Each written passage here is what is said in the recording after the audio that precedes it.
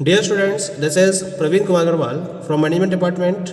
Welcomes you in my today's lecture of Principles of Economics. In today's lecture, we will discuss upon the topic Law of Diminishing Marginal Utility. यानी कि आज के lecture में हम diminishing marginal utility के law के बारे में एक प्रॉपर एक्सप्लेनेशन को फोकस करेंगे। जैसा कि इस लॉ के नेम से ही क्लियर हो रहा है कि ये मार्जिनल यूटिलिटी के डिमिनिशिंग नेचर को प्रॉपरली डिफाइन करती है। तो क्या कहता है ये law? As per this law, as a consumer increases more and more consumption of the standard units of a commodity, marginal utility derived from every additional unit must decline.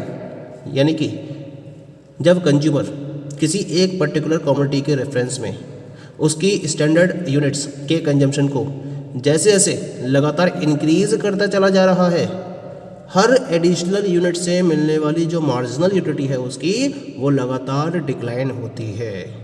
तो इस तरीके से ये एक कमोडिटी के रेफरेंस में उसकी marginal utility के डिमिनिशिंग नेचर को प्रॉपरली डिफाइन करता है।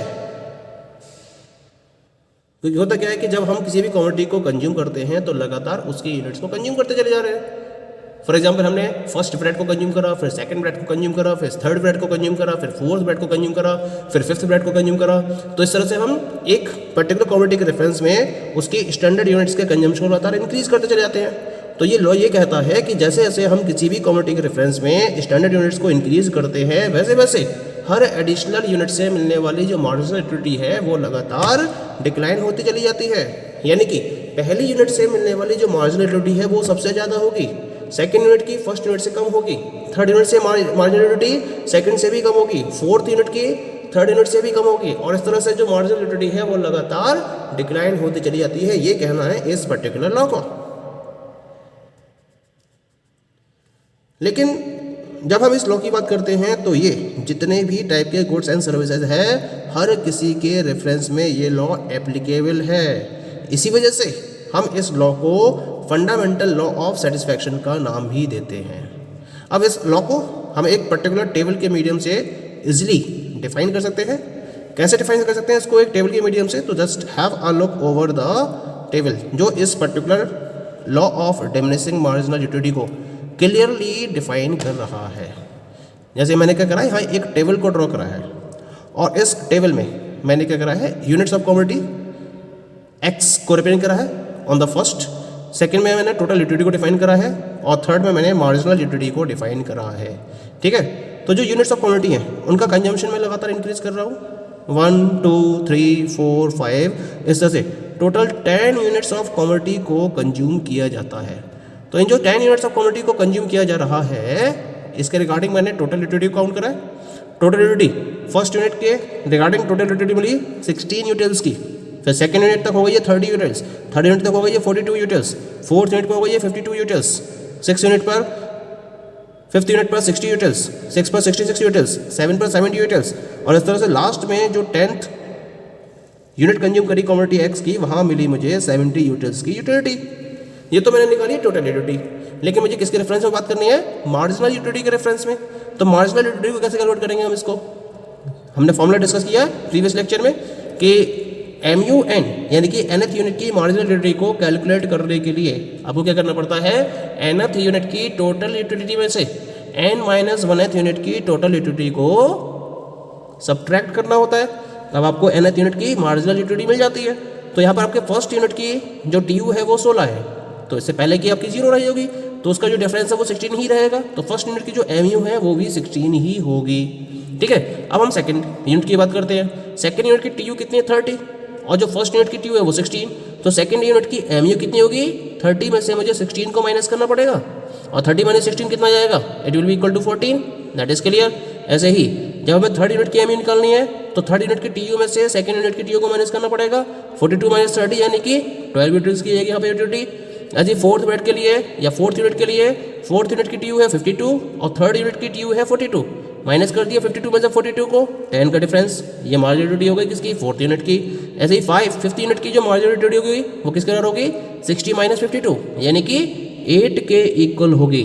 सिक्स ब्रेड की MU या सिक्स यूनिट की MU 66 माइनस 60 यानी कि 6, सेवन्थ की MU 70 माइनस 66 यानी कि 4, एट्थ की एम यू 72 माइनस 70 यानी कि 2, नाइन्थ की एम यू 72 माइनस 72 यानी कि 0, और 10th की एम यू होगी 70 माइनस 72 यानी कि -2। तो what you are looking here, जैसे जैसे हम कम्युनिटी एक्स की सक्सेसिव यूनिट्स को लगातार इंक्रीज करते चले जा रहे हैं, जो उसकी मार्जिनल यूटिलिटी है वो क्या हो रही है, वो लगातार डिक्रीज हो रही है। पहले 16, फिर 14, फिर 12, फिर 10, फिर 8, फिर 6, फिर 4, देन 2, देन 0 एंड लास्टली -2।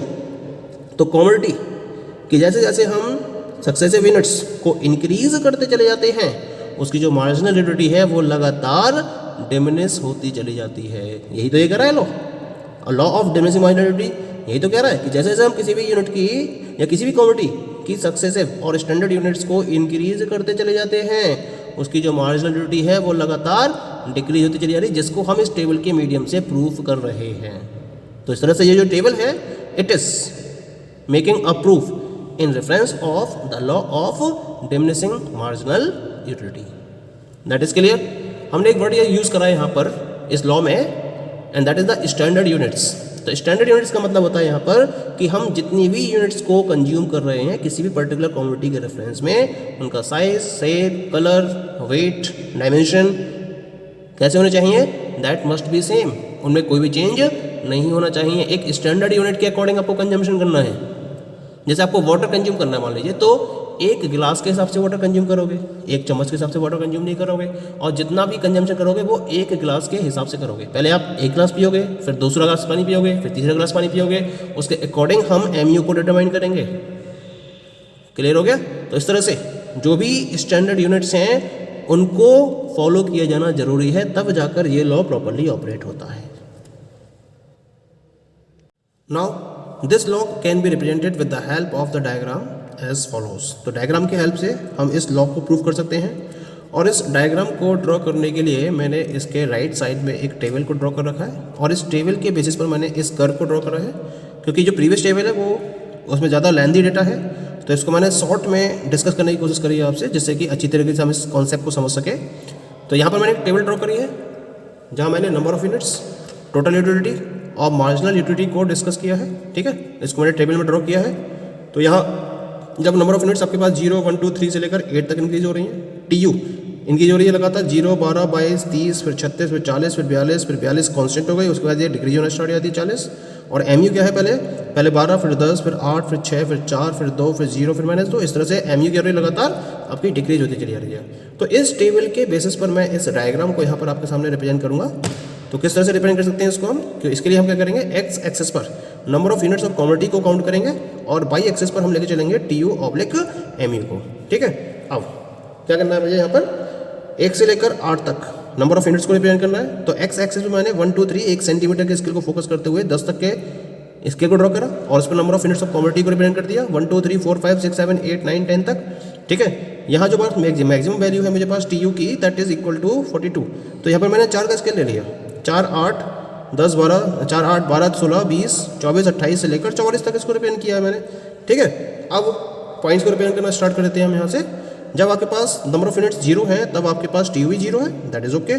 जब आपके पास नंबर ऑफ यूनिट्स बढ़कर 1 हो गई, टीयू कितनी हुई 12, तो जो पहला पॉइंट है वो 1,12 पहला पॉइंट कंसीडर रहेगा आपका। ठीक है, अब हम क्या करेंगे, दूसरा पॉइंट लेके चलेंगे। तो दूसरा पॉइंट क्या होगा यहाँ पर 2,22। तो 2,22 विल बी दिस पॉइंट, जो हो गया 2,22 पॉइंट। ठीक है, ऐसे ही मैं थर्ड पॉइंट को कंसीडर करूंगा। Third point will be equal to 3,30, क्योंकि थर्ड यूनिट पर टोटल यूनिट कितनी है, 30 के बराबर है। तो this will be 3 and this is 30। तो इस तरह से आपके पास 3,30 ये तीसरा पॉइंट आ गया। अब क्या करना है मुझे, अब इसी के रेफरेंस में मुझे नेक्स्ट पॉइंट को कंसीडर करना है, and this is 4,36। So you will get the 4,36 and this will be the point 4,36। तो ये पॉइंट आपके पास कंसीडर हो जाएगा। Next one is the 5,40। So this will be the point 5,40। Next one is the 6,42। So this will be the point 6,42 and this is the 7,42 and this is the 8,40।